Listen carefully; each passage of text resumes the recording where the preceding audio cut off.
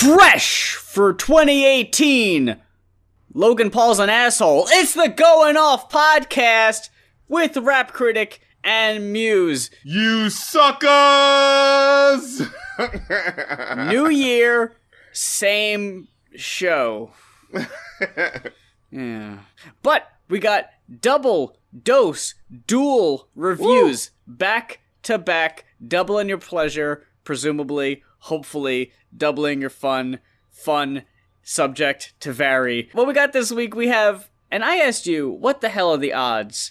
Because, you know, on weeks like this, when there aren't brand new hit albums that everyone is banging down our door, wanting to hear what we got to say about them, let's do some house cleaning, get some of these Patreon requests out of the way, and I don't think in the entire run of the show we have ever reviewed an album by an English rapper, have we? We reviewed, I always just call him the British B.O.B. Oh, Tiny Timpa. Yeah, Tiny Timpa. God, forgettable Tiny Timpa.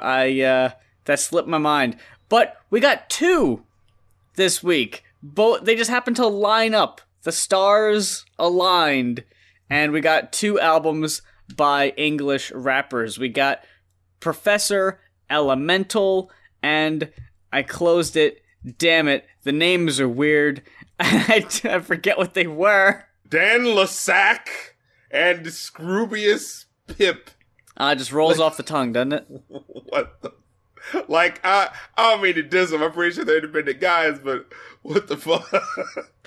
Dan Lassac. There is something about name recognition. There's something to be said about that.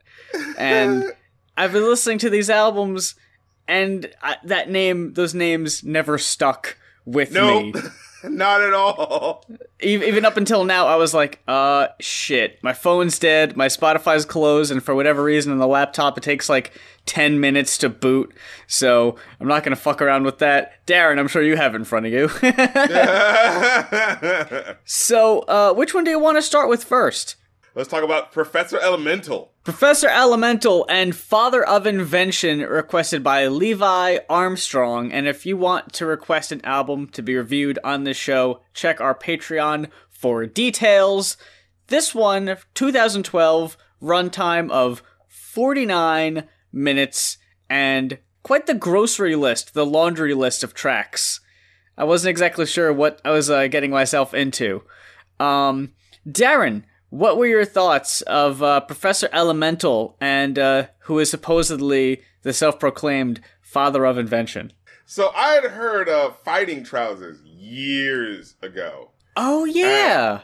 Yeah. Because he brings it up. He says, "Oh, especially my fighting trousers, so I get." And then at the end, that song was originally supposed to be like a diss track, and I wasn't sure if it was serious or not, to Mr. B, the professional, the gentleman rapper who appears later on the album.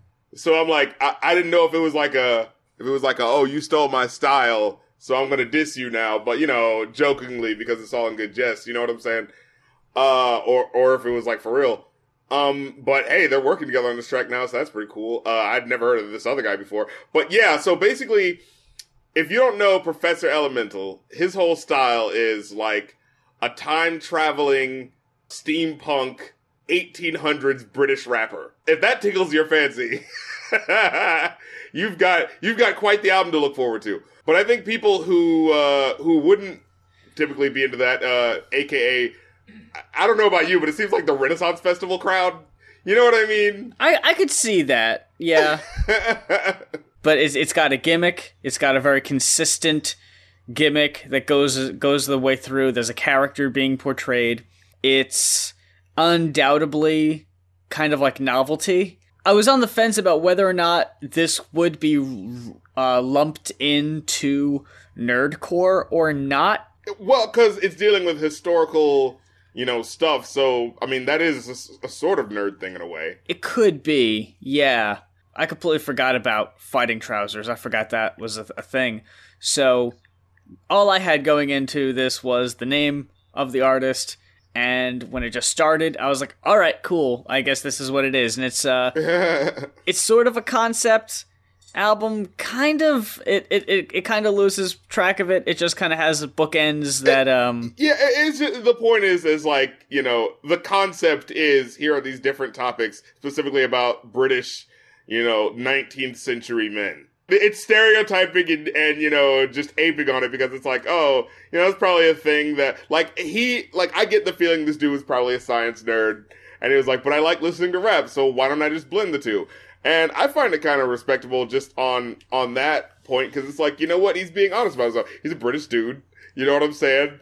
And this is how he talks, and this is the stuff that he likes. Like, you know, Wu-Tang Clan, you know, they were writing about being fucking, you know, comic book characters and shit. You know what I'm saying? Right, yeah. And, you know, a lot of rappers, they rap from the, you know, let's be real, made up perspective of being, you know, gangsters and hardcore fucking, you know, thugs and shit because they watch Godfather and all that type of shit. Mm-hmm. And so his sort of inspiration is something different. You know what I mean? Yeah. That's his imagination manifested through his music. You know what I'm saying? And yeah. so I kind of dig it on that level. The loose concept is that, because it only starts with the first couple tracks and at the end, is that you're like being invited to his place. Yeah, and that kind of loses focus a few songs in. Yeah, and the music is based on like the, you know, the like the jazz swing era, you know. Yes, yeah, like yeah, the early jazz, like big band sort of stuff. I want to say what's interesting about it is that like it's actually very enjoyable. Yeah. In fact, it'll be pretty cool. I know some people who do, what do you call it? They do like a mix of like jazz and, like modern music, you know what I'm saying? Like mm-hmm. What is it called? It's called like electro swing or something like that. And I was like, yo, it would be pretty cool if someone did like a remix and like jazzed it up even more. Yeah. You know what I'm saying? Like as I'm listening to it. But it's cool on its own. I just like that idea of like an anachronistic hip hop sort of thing. Cause that's what hip hop is. It's all about drawing from, you know, things from the past. And so it's like, oh, it's kind of fascinating that this guy's doing that, but with his past, you know what I'm saying? So you get into the first song, well, the intro and then the first song was saying like, you know, you're invited, and it does its job of saying like, you know, here's all the people that I want listening to my music basically. It's like, anyone can come in and listen. And he says like, you know, B-boys, history nerds, LARPers, like, you know? And so it's like, so I guess I would call it like nerd rap in a way, because he kind of makes a very, deliberately open place for, you know, quote unquote misfits to hip hop. And then we get An Englishman's Home is His Castle, again playing on the first song of like coming into his home and, you know, just talking about all the British stereotypes and stuff. It's really like, if you're British, you're gonna love this. If you're not and you just like British accents, you're also gonna love it. As you guys know, that's kind of a cheat code for me. I just like British accents and Jamaican accents. Then we get I'm British, which, just keeping it on with these titles. You know, he starts off saying, this is what my culture is like, and then at the end going like, yeah, sorry, we've been kind of shitty to other people's cultures. I was like, all right, I appreciate that. I accept that, you know, and it's pretty cool. Like also just being like, all right, if you're in hip hop, you got to address some sort of racial things that are going on. Yeah. You know, and so like, that's his version of that, because we all know fucking art from, you know, this time, as far as England was concerned, was super fucking racist. So, you know, like, that's kind of his reckoning with that. I thought that was pretty cool. And you get Oh Jeffrey, which is about his chimpanzee servant. This is where things sort of go like, oh, like, this is just gonna go into weird fucking places. And I loved it. I loved every minute of it. I enjoyed it. It's so funny. Actually, I hate to spoil what the next album review that we're doing is gonna be like, but I found it fascinating that listening to this album, despite the fact that it used like, you know, old samples of you know, classic, like, you know, those old phonograph 20s records, like, this album sounded more up to date than the album that we're about to review after this. Can I just say that much? Yeah. Yeah. But we'll get to that in a minute. Then you get, oh, you remind me of a car? Yo, that was my favorite shit.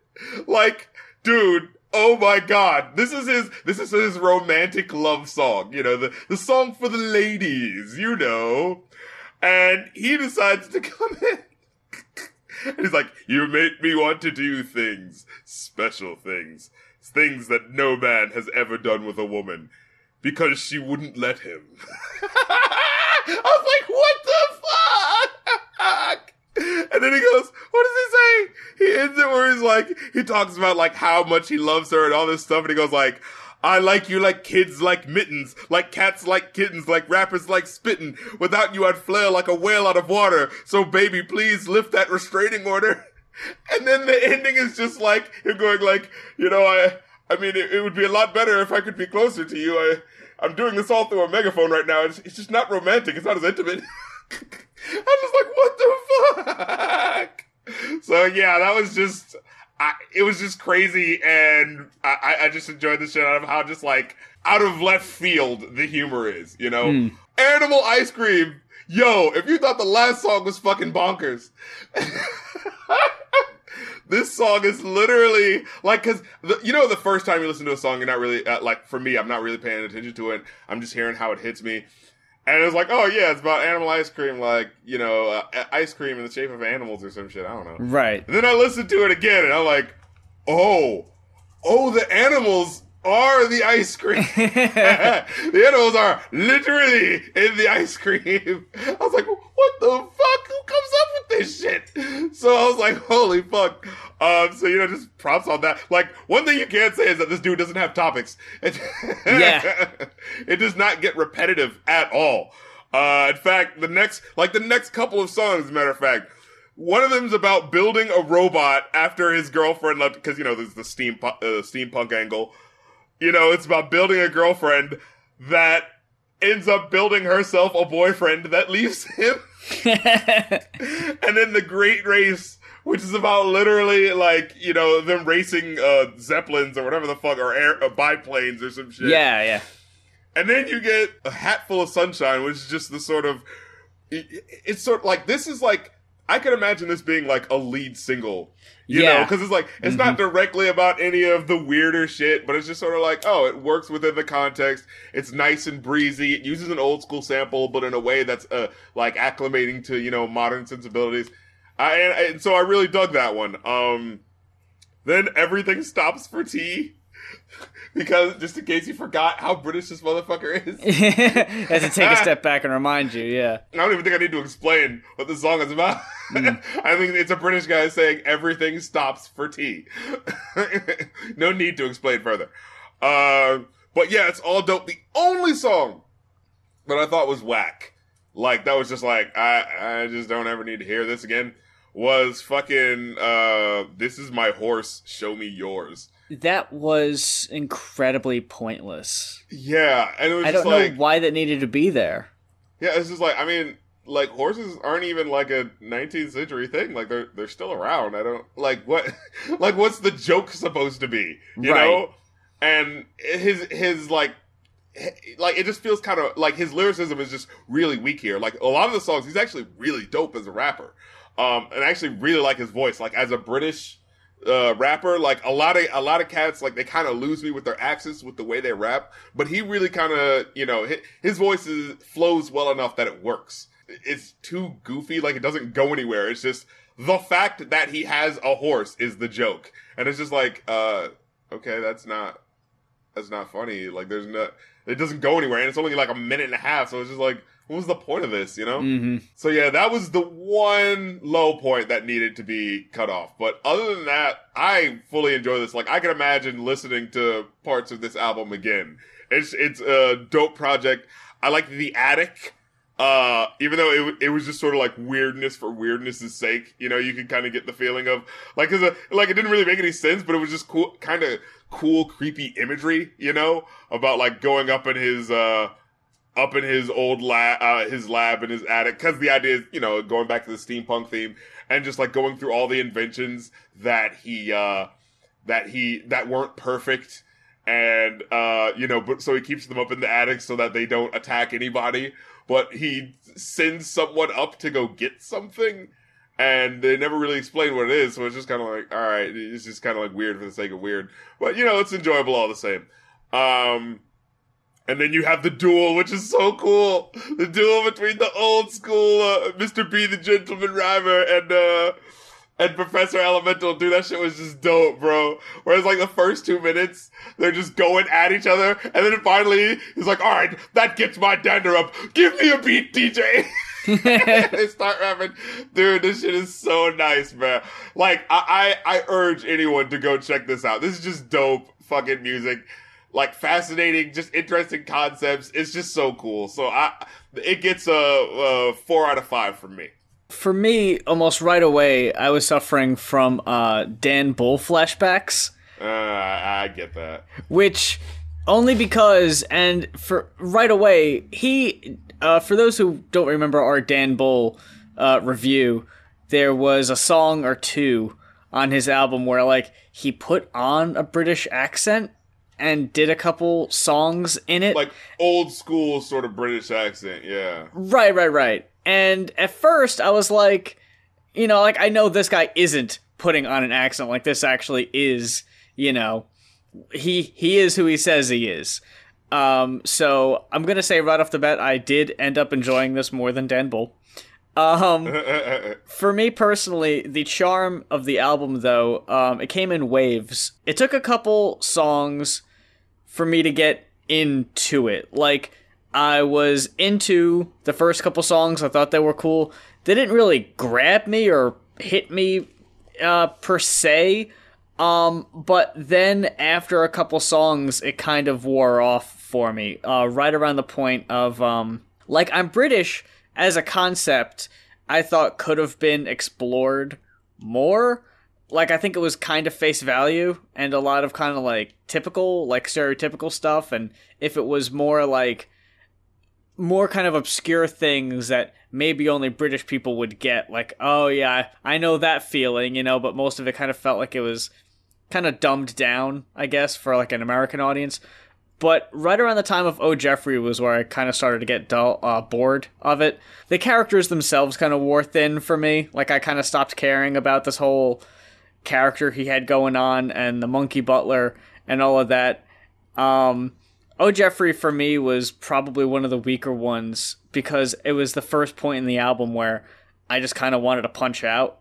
You Remind Me of a Car was, for me, the first point of the album where I thought he consciously went for a type of joke. Because up until this point, I'm just going to go ahead and say this, I think it, like, appealed to our senses of humor different.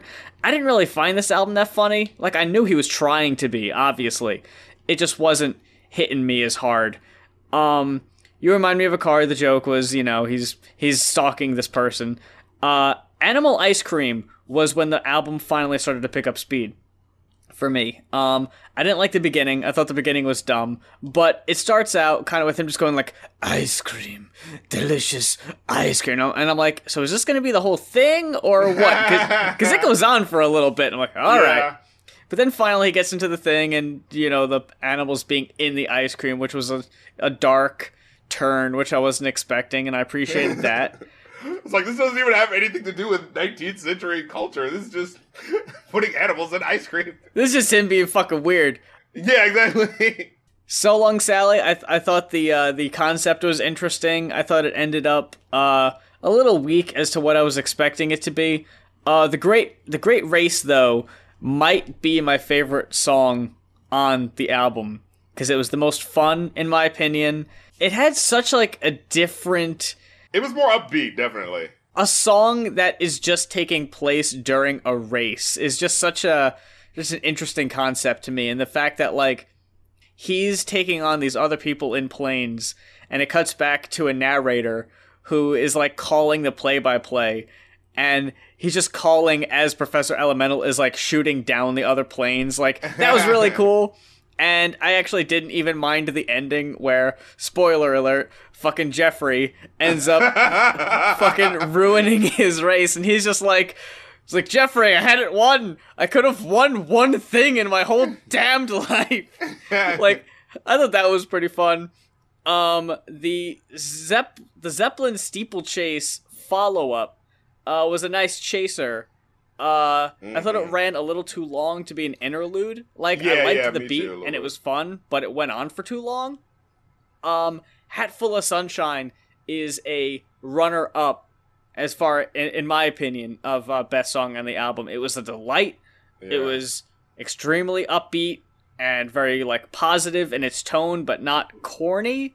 Like, it never went over that line of, like, you know, saccharine, or like, ugh, well, right, we get it. Like, it was just kind of like an upbeat, bouncy, happy song.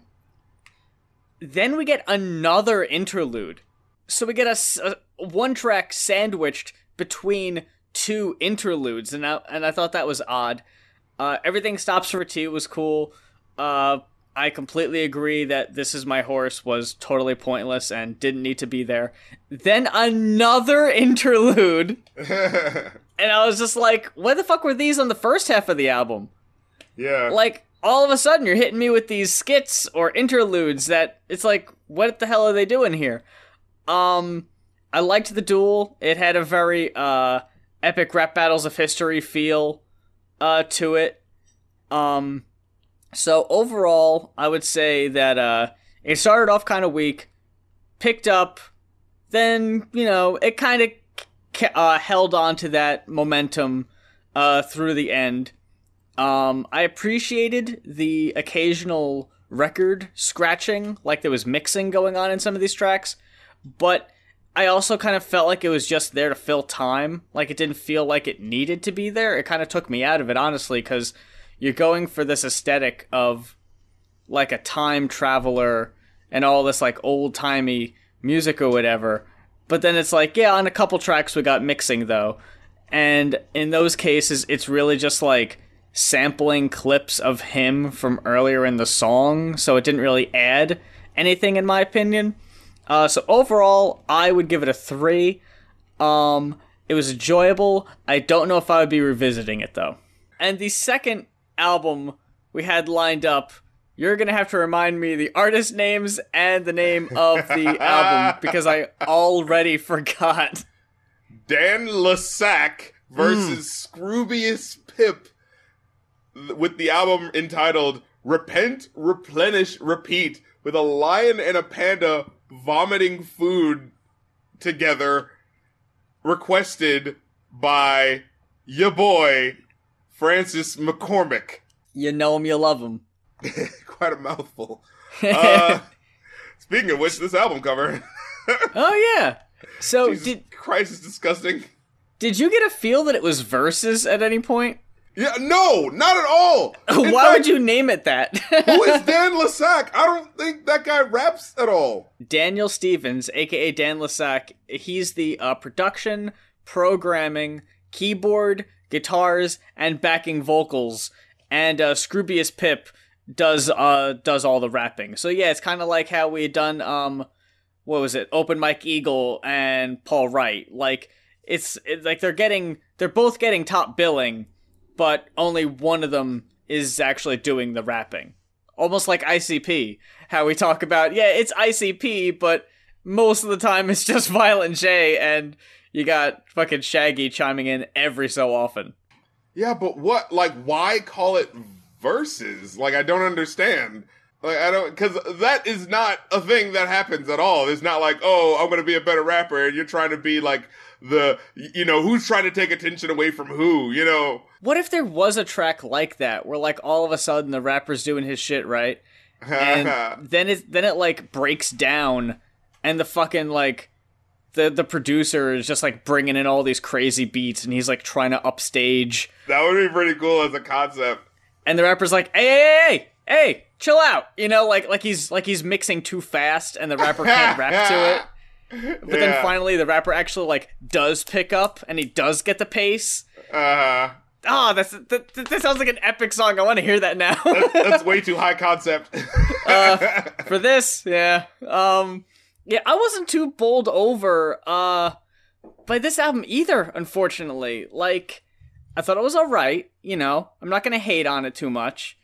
But, I don't know, man. Like, I guess after hearing Professor Elemental, I wore tired of the British rapper cadence.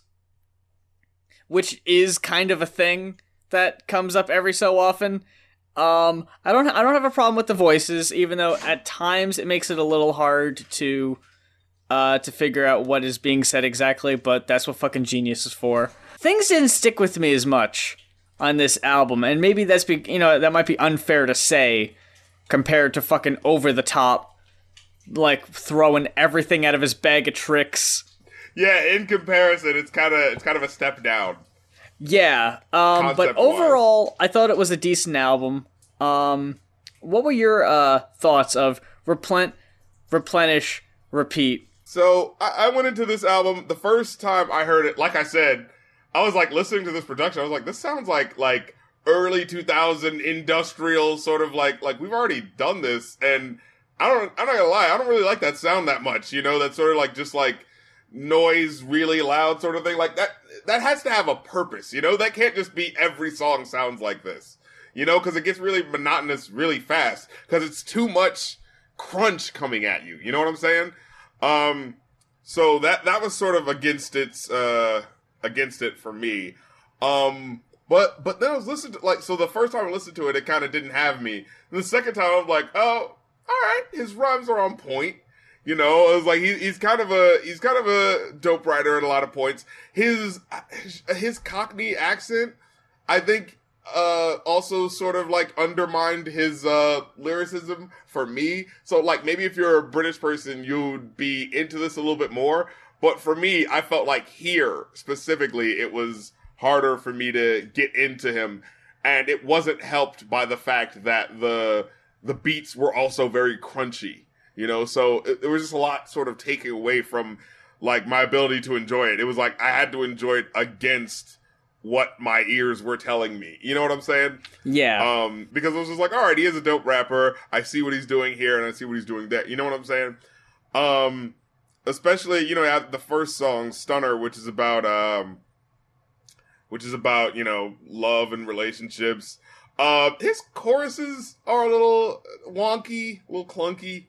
Like, he's like, I ain't saying you're perfect, but you're really, really good. like that's a childish, like a child writes that. I thought that was going to end up being like a joke, but the joke never came. Yeah, exactly. One of those things. Then Night Bus Sleepers was kind of cool, just thinking about people who, come back from late nights in big cities and, it just sort of contemplates the imagery and the realities of all of those peoples, the losers, the whores, the this, the that, you know what I'm saying? So I thought that was kind of cool. Then you have there's two songs on here where it's just sort of like a slam poetry sort of thing happening. Yeah. And, I enjoyed both of them, actually. I thought they were kind of dope. The second one felt a little like, I'm so cool, you're gonna care about me, one day you'll see. And I was just like, to do this, if you do, the style of slam poetry, it's gotta sound like something intense is happening. And the only thing that's happening here is, I'm gonna get really rich and famous, you'll see. And it's just like, well, alright. You know what I'm saying? And for that to be the last track, it just felt kind of like, meh. Because it didn't sound like, oh, I'm going to prove my teachers and my parents and all those people wrong. It sounded like he was just talking about an ex-girlfriend. It's just like, well, alright, well, this doesn't deserve this, Yeah. Halfway through, I just went, okay. Yeah! I don't fucking care, dude. What the hell is this, angsty, you fucking put it exactly what it is. You summed up the whole thing. I'll be cool one day, you'll see. Then you'll feel really bad that you left. It's like, okay. Does this need to be 5.5 minutes of just, shouting? Man, I don't know. I wanted to like this, and I didn't really mind the production as much. It wasn't too abrasive for me. I actually appreciated how it kind of had a more of an organic instrumentation feel than most rap albums tend to have. I wouldn't have been surprised to find out that there actually were just live instrumentation for some of these. But most of these songs are really fucking weak, which is sad because, like you had mentioned earlier, he's really good at evoking imagery, painting pictures, with these songs telling stories. Terminal, the first track that's a more of like slam poetry, that track, like, that actually made me stop and pay attention because of the story it was telling. I don't want to go too much into it, but I thought that was a really great track. Other than that, though, his choruses, like on Heroism, heroism. Like, all right, dude. Stop it. That's kind of, yeah.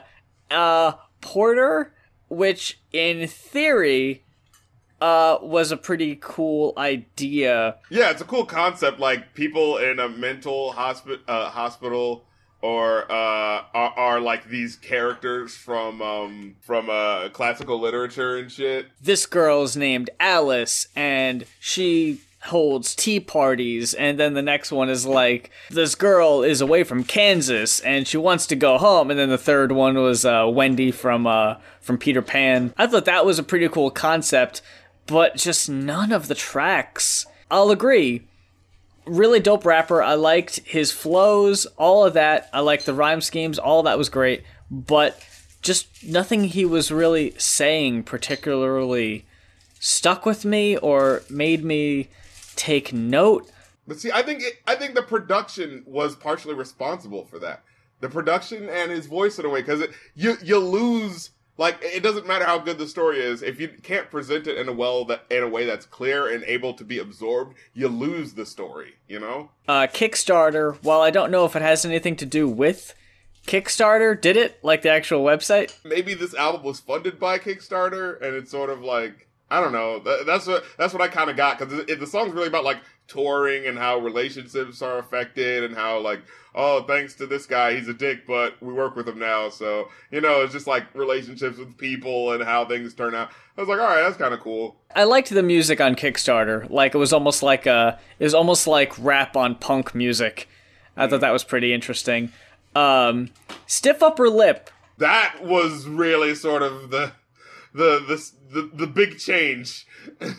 Yeah, because Stiff Upper Lip, which again, second to last track, which is a shame, that it's right at the end before the track you're not even gonna want to listen to the whole thing of not exactly what I wanted I'm British to be, but more or less, like, this track, Stiff Upper Lip, is a reference to something particularly British that I myself wasn't really aware of, but that there's a stiff upper lip mentality that is prominent in the monarchy and just the way that British royalty kind of carry themselves. Like, this doesn't get to me, show no emotion, to where it was actually that just in, I think it was April, the prince actually, like, spoke out and was like, nah, this shit has gotta fucking go. Like, there's nothing wrong with showing emotion and expressing yourself. Like, this needs to be a thing. And speaking out in favor of mental awareness and mental health, and actually did, like, a live stream with Lady Gaga to promote it and all this shit. So when I hear this song, it's like Stiff Upper Lip, fuck that. And it's like, wow, okay. Like, it really is like, it's almost like what I wish Prophets of Rage was. Gold Teeth, again, cool concept. The execution was shit, though, in my opinion. Yeah. I'm guessing this is the featured vocalist is saying, rappers want to wear bling so they can look pretty. And it's like, yeah. Okay.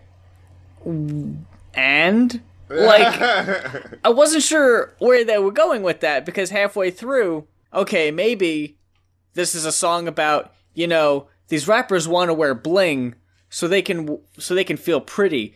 They might not want to tell you that because that doesn't really match with the image of being, like a rapper or whatever, but there's nothing wrong with it, and this kind of goes along with that. But that's not the message that's conveyed, because halfway through, one of the rapper just goes like, hey, you're wearing something my little sister wears or whatever, and it's like, oh, so are you trying to demonize it? Like, where are you coming from here? I wasn't sure what the attitude was. Like, is this a place of bling is okay for this, or this is why we don't wear it. So I wasn't sure where they were coming from, but overall I just didn't care for that song at all.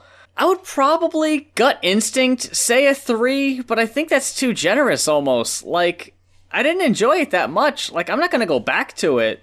Originally I was going to give it like a 3.5. Because, like I said, like, stiff upper lip, you know, some of the concepts are really cool, but like you said, it's just like, but at the end of the day, are you going to listen to this again? And I'm not sure if that's the truth, you know? Would you go out of your way to listen to a Scroobius Pip project without Dan Lissac production? Yeah, maybe with different production it would work. Maybe. So maybe that's what he's got going for him. It's just like the production just doesn't meld in the way that, for me, that I think that they wanted to for a listener, you know. Well, folks, that about does it for the first episode of the Going Off podcast for 2018, and gonads in full effect. We ain't got no time to rest. We are coming straight forward, full speed ahead. And like I said earlier, if there's an album that you want to request to be reviewed on the Going Off podcast, just check out our Patreons for all the details. That's patreon.com/rapcritic or patreon.com/muse. Until next time, follow us on Facebook, Twitter. Check out our Patreon, see if anything on there strikes your fancy, anything jumps out at you.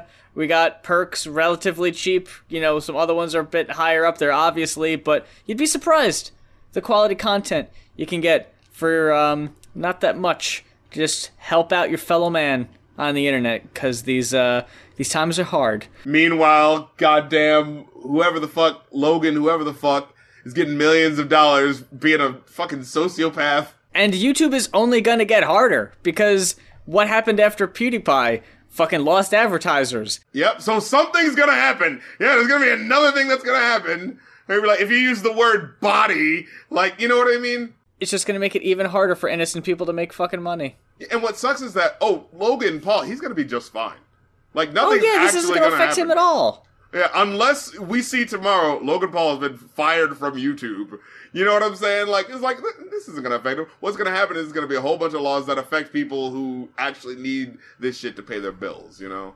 Mm-hmm. Which is why Patreon is so important. And luckily, Patreon listens to people, unlike YouTube. Yeah, and, exactly. Didn't fuck over the artists on their platform, so you don't got to worry about the fees and all that shit. Nothing changed there, luckily. But until next week, for the Going Off podcast, I'm Muse. And I'm the Rap Critic. Happy New Year! Bitch.